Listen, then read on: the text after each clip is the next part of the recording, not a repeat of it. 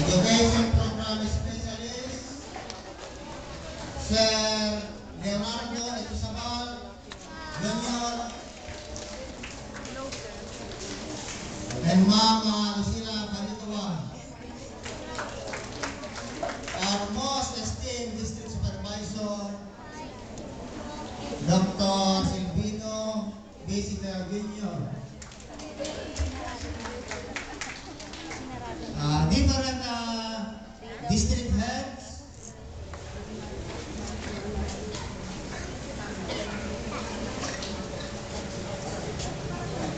other visitors, sagacious coaches and contestants, parents, friends, ladies and gentlemen, Naranyag na Ballesteros, to one and all. At this juncture, in behalf of the Ballesteros DepEd family, I wish to extend my warmest welcome to one and all.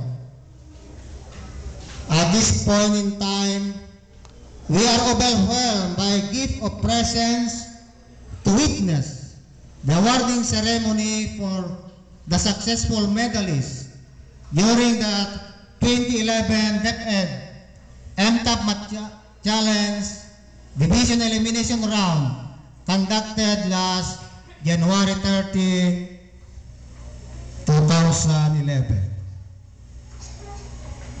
This endeavor, my friends,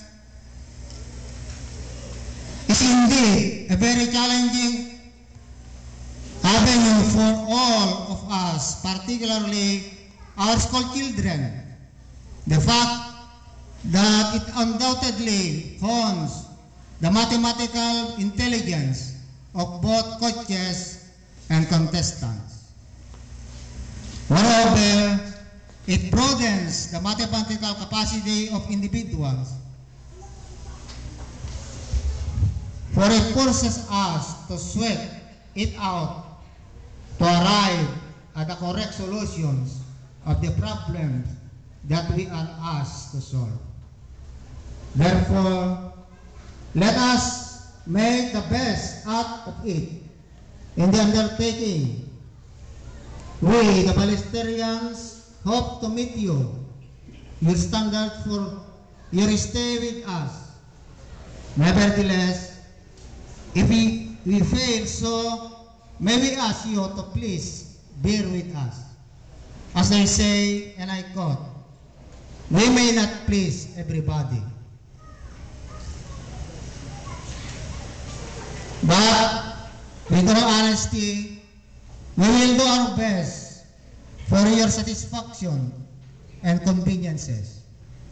Thank you, and Naranyag Ballesteros once again.